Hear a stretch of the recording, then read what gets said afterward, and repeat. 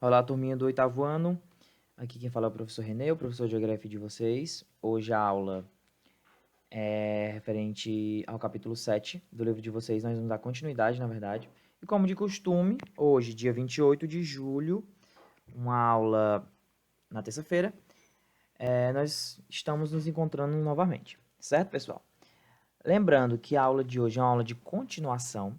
Se é uma aula de continuação, professor, o que é que eu tenho que fazer? Eu tenho que já ter visto o vídeo anterior e já ter feito as atividades para retomar essa continuação, certo? Então eu já tenho em mente, na verdade, que vocês já viram o vídeo, que vocês fizeram a atividade que eu passei na semana passada e que vocês já leram, que vocês já estão por dentro do assunto que foi visto, certo? Que foi a introdução sobre o continente americano referente ao capítulo 7 e à unidade 3 do livro didático de vocês.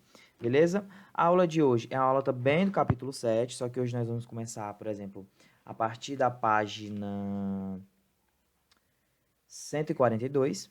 Lembrando que o capítulo começa na página 136. Beleza? Então, eu espero que vocês já tenham em mente esses aspectos que nós vimos na aula passada. Certo, pessoal? Que são aspectos gerais, aspectos introdutórios e que são necessários para a aula de hoje.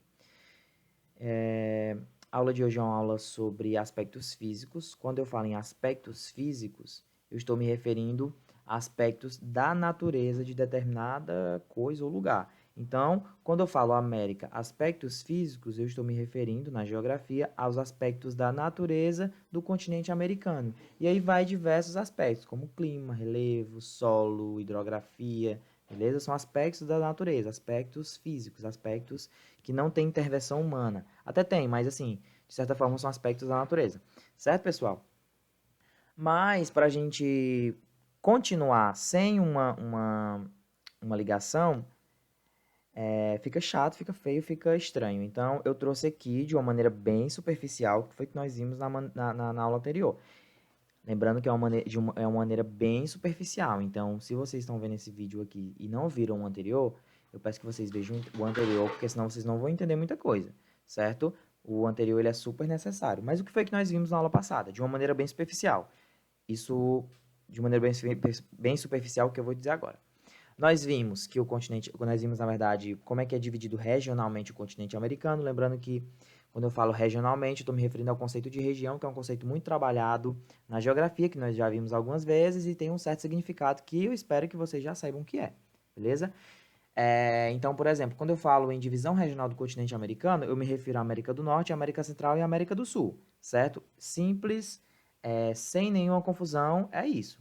Divisão regional do continente americano são três divisões. Eu tenho a América do Norte, que faz parte do continente americano, e aí nós temos, por exemplo, os Estados Unidos e o Canadá e México. Nós temos a América Central, e aí são diversas ilhas, diversos países que compõem a América Central. E nós temos a América do Sul. E aqui está, por exemplo, Brasil, Argentina, Chile, Paraguai, Uruguai, Venezuela, certo? Nós vimos também que existem diversas maneiras de regionalizar o continente. Disse aqui duas maneiras, as duas maneiras, na verdade, mais comuns de se encontrar na geografia, seja em prova, seja em vestibular, seja daqui para frente, seja no cotidiano de vocês, na internet, nos jornais, na vida, certo? Na mídia, de uma maneira geral. A primeira forma que o mundo, né, divide o continente americano é de uma maneira física, que é essa maneira que eu falei anteriormente. E aí ele é dividido em América do Norte, América Central e América do Sul. Não tem nenhuma complicação, é isso. Quando se fala em aspecto físico do continente americano, divisão regional física do continente americano é essa é a tradicional, essa é a mais comum, beleza? Mas nós temos outra, pessoal. E aqui tá, América do Norte, América Central, América do Sul. Mas nós temos outra divisão que também é muito comum se encontrar, que é qual? É uma divisão que pega mais um histórico social, certo? E aqui já vai pegar outros aspectos mais culturais para se dividir. E aí nós temos uma divisão da América anglo-saxônica e América Latina. Eu falei na aula passada o que são essas duas nomenclaturas, mas a grosso modo, quando eu falo em América anglo-saxônica, eu falo a América pertencente aos países que falam a língua inglesa. Quando eu falo em América Latina, eu falo dos países que falam línguas latinas. Exemplo de línguas latinas: português, espanhol e espanhol. Existem outras línguas latinas, como por exemplo francês, mas isso não vem ao caso, já que português e espanhol é o que predomina na América do Sul e na América Central. Certo, pessoal? E aí, o que é que vai mudar, né? Enquanto que na América do Norte nós temos Canadá, Estados Unidos e México, já isso na divisão física, na divisão histórico-social, pegando essa América anglo-saxônica, o México ele não vai entrar. Os únicos países que fazem parte da América anglo-saxônica vai ser Canadá e Estados Unidos. O México, junto com o restante, vai fazer parte da América Latina, certo? E aqui nós já temos uma divisão tanto histórica social que vai pegar essa característica de língua, mas vai pegar outras características que eu vou falar agora. E aí nós temos, por exemplo, a língua como a principal diferença, né? Já que a América anglo-saxônica fala inglês e a América Latina falam-se línguas latinas, mas nós temos outras maneiras de se ter essa divisão. O maior exemplo que eu posso dar aqui é o desenvolvimento econômico social, certo? E aí, por exemplo, a América Latina, diferentemente da América anglo-saxônica, é uma região menos desenvolvida, é uma região mais desigual, é uma região mais pobre, é uma região onde você vai ter os números mais baixos de IDH, de renda per capita, certo? Então, além da língua ser o principal fator predominante nessa diferença, existe também um fator muito importante que é o desenvolvimento econômico e social. E aí vai pegar diversos aspectos da economia e da sociedade para dividir isso, né? A diferença, por exemplo, dos Estados Unidos para o Brasil, ela está muito grande, tanto na língua como também na divisão social, né? Os Estados Unidos, por exemplo, é um país desenvolvido, enquanto que o Brasil ele é um país subdesenvolvido, classificado como emergente, mas ainda assim um país subdesenvolvido. Certo, pessoal? Então, são diversas nuances que vão entrar nessa característica aqui quando se fala em uma divisão América anglo-saxônica e América Latina, certo? Isso foi visto na aula passada. E aqui está, por exemplo, o mapa político da América Latina. Do México para cima nós temos a América anglo-saxônica e abaixo disso nós temos os diversos países que compõem a América Latina. E aqui nós temos o México, na América Central nós temos Cuba, Jamaica, Honduras, diversas ilhas, porque a a América Central ela faz parte, tem muitos países insulares, ou seja, países que fazem parte de ilhas, e aqui nós temos os grandes países que fazem parte da América do Sul, que são países muito extensos, né? Nós temos Brasil, Argentina, Chile, Bolívia, Paraguai, Uruguai, Venezuela, Colômbia, certo? Que são países que são países comuns a gente ver. Agora, pessoal, nós vamos iniciar nossa aula, né? A nossa aula já foi iniciada há alguns minutos, mas agora é um assunto novo. Aquele assunto que eu estava falando anteriormente é um assunto de revisão, um assunto para a gente relembrar o que foi visto. Agora nós vamos falar sobre os aspectos fisiográficos do continente. Fisiográfico é o mesmo que aspectos físicos, certo? Lembrando que aspectos físicos são aspectos da natureza, aspectos que estão presentes na natureza, certo? O primeiro deles é o relevo. Como é que se compõe o relevo do continente americano? De uma maneira geral, o relevo do continente americano é um relevo muito desigual. Desigual que eu digo assim, tem diversas nuances, tem diversas estruturas. Existem extensas cadeias de montanhas, mas também existem diversas planícies, principalmente aqui no Brasil. Mas é um relevo que tem, assim, inúmeras cadeias de montanhas. Então, são relevos que têm, além de grandes cadeias de montanhas, várias cadeias de montanhas. Lembrando que cadeias de montanhas são os relevos mais altos que se pode existir na Terra, certo? Como vocês podem ver aqui neste mapinha da página 137. É um mapa físico, um mapa de altitude, é um mapa de relevo. Então, ele vai dizer, por exemplo, nessas cores aqui mais quentes, essas cores aqui, vermelho, marrom, aqui já para o laranja, amarelo, quanto mais escura para a cor quente, mais alto. E aqui nós temos, por exemplo, as principais cordilheiras, que são cadeias de montanhas. Nós temos as montanhas rocosas aqui nos Estados Unidos. Nós temos aqui essas duas cordilheiras na América Central, mas nós temos uma das principais cordilheiras do mundo, que inclusive é uma das mais altas, que é essa Cordilheira dos Andes, que faz parte da América Latina, principalmente no país do Chile. Certo, pessoal?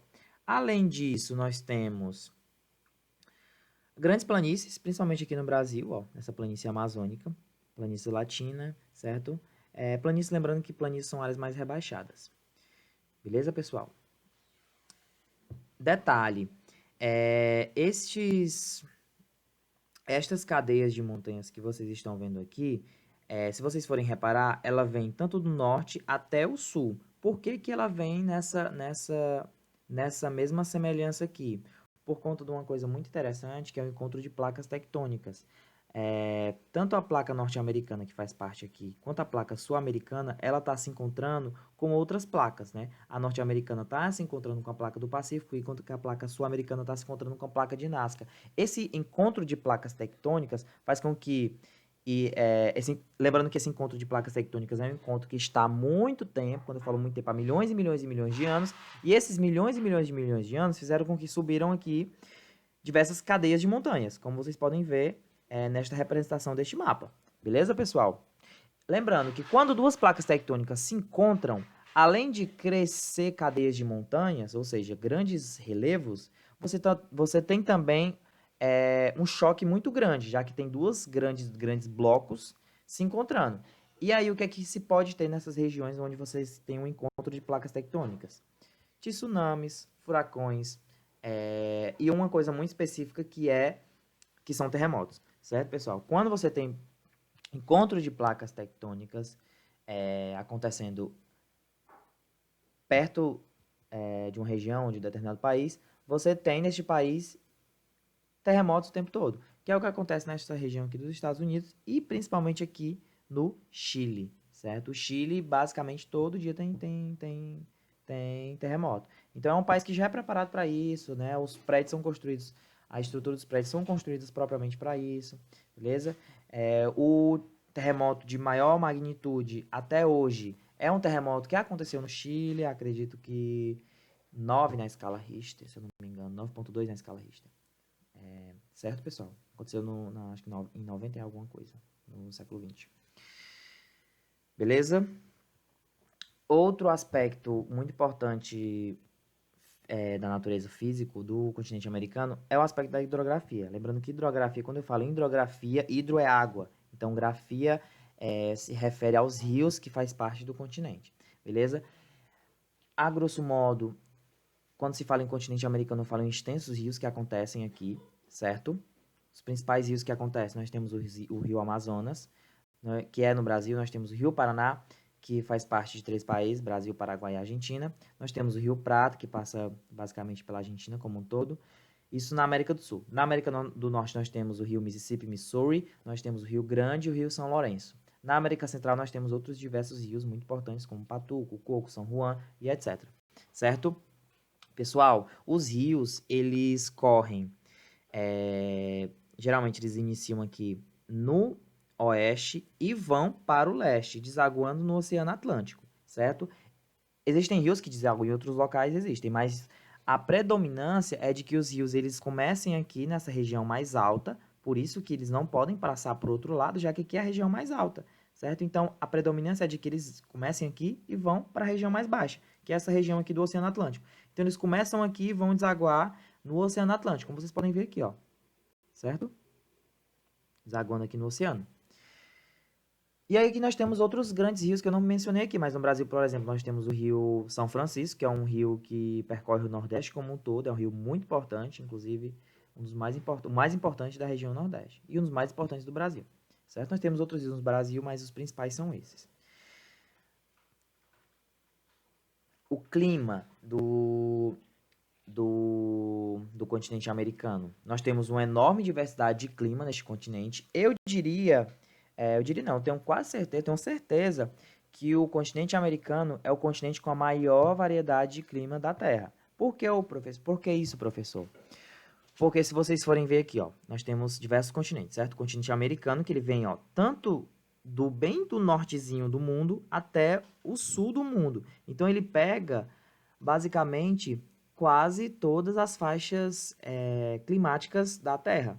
Diferentemente, por exemplo, da África, que é um continente que é bem grande, mas que ele está muito localizado, né? Tá bem no meio. A Europa, por exemplo, ela está muito bem localizada aqui, né? Bem já numa área temperada. A Ásia também, né? A Oceania também. E a Antártida. Nem preciso nem falar que é uma região muito fria. Certo? Mas, ó, a América não. Ela começa bem em cima e vai até embaixo. Então, ela vai pegar uma área muito grande e vai fazer com que eu tenha uma diversidade climática muito grande. Tanto de países que têm um clima muito quente, como de países que têm um clima muito frio. Exemplo, o Brasil tem um clima muito quente. Venezuela tem um clima muito quente. Agora, Canadá É um país que tem um clima muito frio, certo, pessoal? E aqui nós temos os diversos climas que se pode ter na América. Mais em cima nós temos climas frios, como eu falei para vocês, já que é uma área que faz parte da zona polar, né? É próxima da zona polar, na verdade está entre a zona temperada e a zona polar. Aqui são os tipos de clima. É um mapa que também está presente no livro de vocês, na página, deixa eu olhar aqui, na página 143. Cada cozinha dessa indica o clima que se tem na região, né? Que está aqui no mapa. Mas, para explicar para vocês bem brevemente, nós temos climas frios mais próximo aos polos.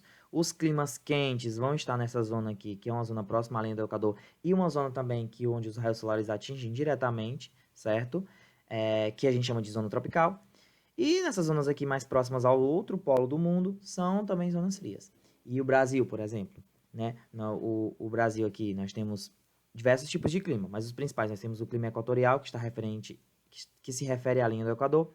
Nós temos climas tropicais, que se referem à zona climática que a gente pertence, que é a zona tropical. E nós temos climas subtropicais, que já estão bem mais próximos de uma área temperada da Terra. Certo, pessoal?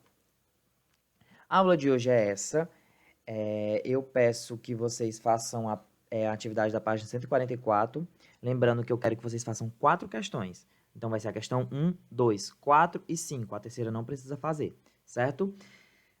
Vou ler aqui para vocês bem rápida e dizer mais ou menos como é que vocês vão fazer essas questões.